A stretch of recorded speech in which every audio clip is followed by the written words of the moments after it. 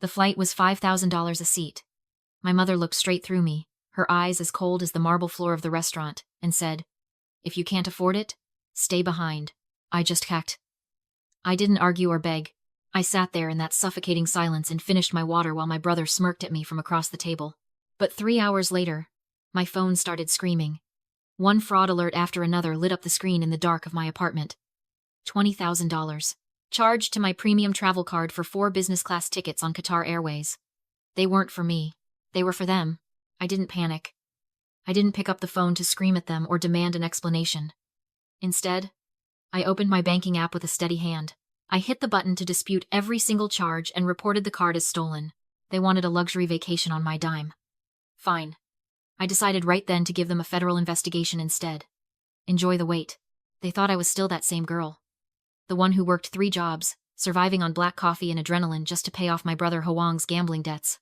I remember sitting in my car 3 years ago, counting pennies for a sandwich while my mother, bitch, called me crying, threatening to end it all if I didn't save her golden boy one more time. I nearly broke myself for them, but sitting in that restaurant today, none of that mattered. My sister-in-law, Lynn, sneered at my plain blazer, her fingers digging into the leather of a fake Hermes bag she thought I couldn't recognize. "You look so drab, Anna," she chirped, her voice dripping with artificial pity. "Maybe if you had more ambition, you could afford a life like ours." My mother didn't even look up from her menu. She just signaled the waiter and then pointed at me. "Anna, don't just sit there. Stand up and pour your brother his wine. Be useful for once." I felt the eyes of the other diners on me as I stood. The heat crawled up my neck, but I didn't snap. I reached into my pocket and felt the cool glass of my phone. I wasn't just taking the insults. I was waiting. Earlier that day, my mother had handed me her phone, whining about a banking app error. It took me exactly 60 seconds to install a remote access app, disguised as a harmless health tracker. I had a front row seat to her digital life now. They thought they were the predators and I was the prey. But they forgot one thing. I don't just move boxes for a living. I manage the flow of everything. And right now, the only thing flowing was their doom. "There you go, Hoang," I said, pouring the wine with a steady hand. "Enjoy it. It's a very expensive vintage." He didn't even thank me. He just smirked, thinking he'd won. He had no idea I was decounting the seconds until his world turned black. They broke me, Motlun. But today, I'm the one holding the hammer. Back at my apartment, the silence was heavy, but my mind was a calculated storm. I didn't need to hack into anything. I sat on my sofa, opened my laptop, and activated the remote mirror. One click, and my mother's phone screen appeared on mine. I watched in real time as she navigated a hidden banking portal. She wasn't just checking her balance, she was moving money. But the documents she had scanned made my blood run cold. There it was, my social security number, my birth certificate, my entire identity, laid out like a buffet for them to feast on. I remembered the family safe in their basement. My father used to stumble down there after a few too many whiskeys to check his treasures. I'd watched him through the cracked door a dozen times. He always used the same code. 1205. May 12th. Hoang's birthday. It hit me then. They hadn't just used my card for a vacation. They had used the documents in that safe to forge my signature on a home equity line of credit. They'd borrowed $150,000 against the family house, using my name as the guarantor. And because Hoang had bled the accounts dry, the bank was weeks away from a sheriff's sale. I didn't cry.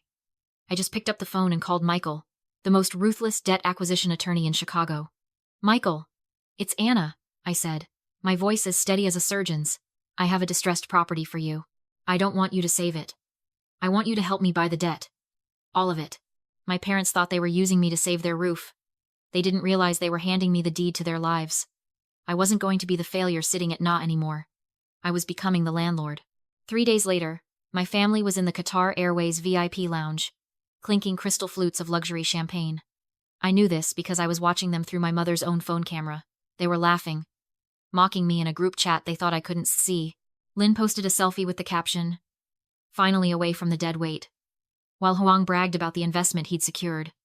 They felt untouchable, buffered by the plush velvet of the elite world. But I wasn't just sitting at home fuming. I was standing in Terminal 5 of O'Hare International Airport, speaking to 2 stone-faced officers from the Port Authority. I didn't tell them about a credit card dispute that's a civil matter, and they moved too slow. I told them my identity had been compromised. I told them my passport had been stolen and was currently being used by a woman attempting to flee the country after committing massive mortgage fraud. That's a federal offense. I watched from behind the frosted glass of the terminal entrance as the officers entered the lounge. The music didn't stop, but the air in the room died. I saw the moment the blood drained from Hoang's face, as the lead officer placed a hand on his shoulder. My mother started shrieking, waving her boarding pass like a shield, but the officers didn't care about her status. They were escorted out through the main terminal, right past the long lines of regular travelers they had sneered at only an hour before. I stood by the velvet rope as Hot were led past in handcuffs. My mother's eyes found mine. She looked like a trapped animal, her expensive fur coat sliding off her shoulders. I reached out and calmly plucked my passport from her shaking hand. "I told you to stay behind, Mom," I said, my voice barely a whisper but cutting through her hysterics like a blade. "My name. My money. Your consequences." I watched the squad car doors slam shut. The wealthy Washington family was officially heading to a very different kind of gated community. At the precinct, the air smelled like stale coffee and desperation.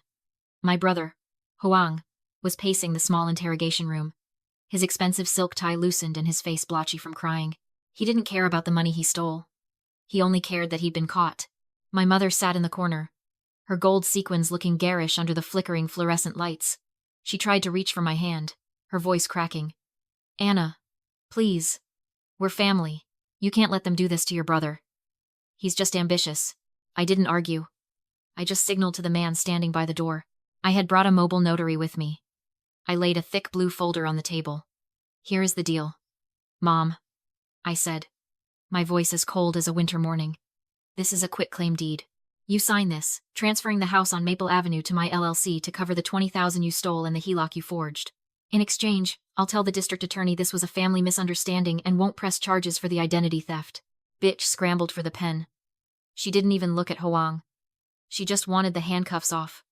She signed her name with a flourish, thinking she had saved the family, but I wasn't finished. I turned to Hoang and slid a second document toward him. "And for you, big brother, I'm offering a $200,000 seed investment through my firm. The catch? You sign this personal guarantee. If the company doesn't hit its revenue targets by the end of the quarter, I get full access to all your remaining assets, including Mom's pension fund." He looked at the document, his eyes gleaming with that familiar, toxic greed. He thought I was being a good sister again, bailing him out with a soft loan. He didn't even read the default clauses. He grabbed the pen and signed. They thought they'd won. They didn't realize that in 60 seconds, I had legally stripped them of every single thing they had left. 1 week later, the Chicago morning was gray and biting. I drove slowly down Maple Avenue, the engine of my new Porsche 911 Turbo S purring with a deep, expensive growl. I pulled into the driveway of the house I grew up in. My mother and Hoang were sitting on the front porch steps, surrounded by garbage bags and cardboard liquor store boxes. My mother was clutching her Bible, her eyes red and swollen. My father sat on his suitcase, staring at the pavement. I stepped out of the car, my heels clicking sharply. The sound made them Kahai jump. "Anna?" My mother gasped, standing up. "Oh, thank God. The sheriff came at 8 this morning. He changed the locks. We have nowhere to go, baby. Please, you have to Jiyup Khan." I didn't answer. I walked past them, up the stairs to the front door. I reached into my purse, pulled out a shiny new brass key, and unlocked the door. My father's mouth fell open. "You have the key? How do you have the key?" "I told you at the party, Dad," I said, stepping into the foyer. "I'm Nemesis LLC. I bought the debt. I own this house now. Every brick, every shingle, and every piece of furniture inside. They followed me inside like ghosts." My mother started crying again. "So we can stay? You bought it for us?" I turned to face them, my expression as flat as a ledger sheet. "No, Mom. I bought this for my portfolio. This is an investment property. And since Hoang's startup hit exactly $0 in revenue this morning, I've triggered the personal guarantee he signed. I've already moved to seize your pension assets to pay back the loan you forged." Hoang looked like he was going to vomit. "You can't do that. That's Mom's life savings." "I can, and I did," I replied. I reached into my briefcase and pulled out a lease agreement. "However, I have a unit available. It's the lower level suite, fully furnished. It has a kitchenette." "The lower level?" My father sputtered. "You mean the basement? I am Vernon, Washington. You expect me to live in the basement like a servant?" "I expect you to pay your rent," I said. $2,000 a month, plus utilities, and you'll be responsible for the landscaping. If the rent is 1 day late, the eviction process starts again, and I won't be the one waiting in the driveway next time. It'll be the sheriff." I flipped to the last page. And there's a strict no guest policy. Specifically, anyone with a criminal record or pending felony charges is barred. That means Hoang is never setting foot on this property again. My mother let out a strangled wail. But he's your brother. He has nowhere to go. He should have thought about that before he traded Dad's heart medication for a handbag, I said. I laid the pen on the counter. Sign it or leave. I have contractors coming in an hour to rip out the master suite carpet. I'm turning it into my home office. My father looked at the pen, then at the basement door, then at my Porsche in the driveway. He realized the king was dead. He picked up the pen and signed. I walked out, locked the front door behind me, and didn't look back. I had the deed. I had the power. And for the first time in my life, I had the last word. The legal dust has finally settled. The silence in this house is the loudest thing I've ever heard. The judge didn't just look at the facts. He looked at the betrayal. My brother, Hoang, was sentenced to 5 years in state prison for wire fraud and reckless endangerment, with no eligibility for parole for at least 3. The court also ordered a restitution of $142,000, a debt that say follow him like a shadow for the rest of his life. As for my mother, Beach, the community she spent 40 years trying to impress has officially closed its doors. The ladies at her church now cross the street when they see her. She didn't just lose her house. She lost her mask. And in her world, that's a fate worse than death. 2 months ago, a letter arrived for me. It was from the correctional facility. My mother told me she was still my mother. She said she did it all for the unity of the family. She even tried to guilt-trip me, saying her basement apartment was too cold for her bones. I didn't get angry. I didn't feel that old familiar heat in my chest. I just felt nothing. I didn't reply. I didn't even finish reading it. I walked over to the shredder, watched the paper turn into gray confetti, and went back to my coffee. Indifference is the ultimate closing of a door. My life looks different now.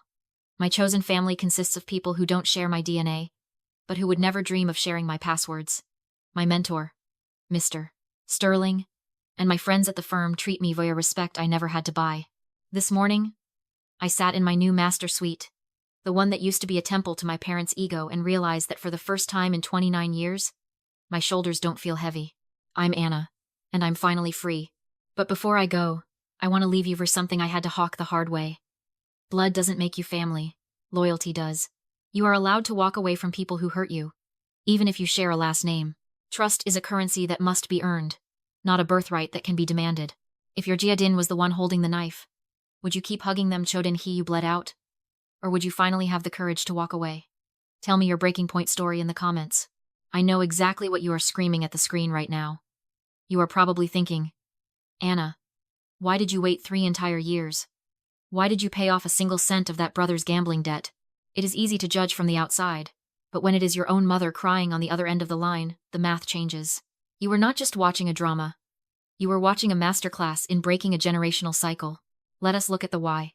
Why do smart people like Anna stay in toxic loops? It is called the slot machine effect, or intermittent reinforcement. In a healthy family, love is a constant. In a toxic one, love is a jackpot. Most of the time, the machine gives you nothing but insults and drab blazers.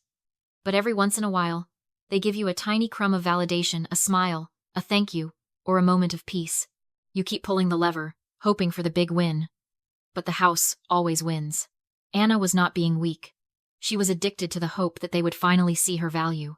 She had to realize that the machine was rigged before she could walk away from the casino. Now, let us talk about the how. Because once Anna flipped that switch, she stopped playing checkers and started playing high-stakes poker. There are 3 specific moves she made that you need to carry in your back pocket. First, the audit strategy. Scammers, even those in your own family, thrive on vagueness.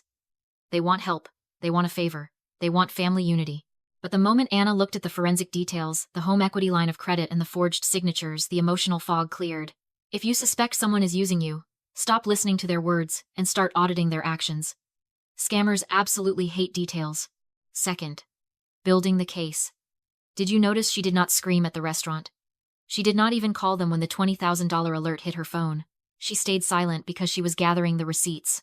In a legal battle, the person who loses their temper usually loses the case. By reporting the passport as stolen rather than just disputing a credit card, she moved the conflict from a family squall to a federal investigation. She escalated professionally, not emotionally. Finally, the strategic buyout. This is the coldest move in the book. She did not just pay off the debt to be nice, she bought the debt to become the landlord. She invested her savings into her own freedom. By forcing them into a basement unit with a strict no-guest policy, she used the law to surgically remove the cancer her brother from the home while keeping her parents under her thumb. The takeaway here is simple but brutal. You cannot negotiate with people who do not value your existence. You can only outmaneuver them. Anna did not win because she was richer. She won because she stopped asking for permission to be respected and started enforcing it with a contract. If you are currently the reliable one in a family of takers, remember this. Your loyalty has a price tag. And if they cannot afford it, they do not get a seat at your table. I want to hear from you. Have you ever had to fire a family member to save your own life? How did you handle the guilt? Drop your breaking point story in the comments below. We are building a community of survivors here. And your story might be the wake-up call someone else needs to hear today. Don't forget to subscribe for more real talk on how to protect your peace and your pocketbook. I am your mentor. And remember, the deed to your life belongs to you.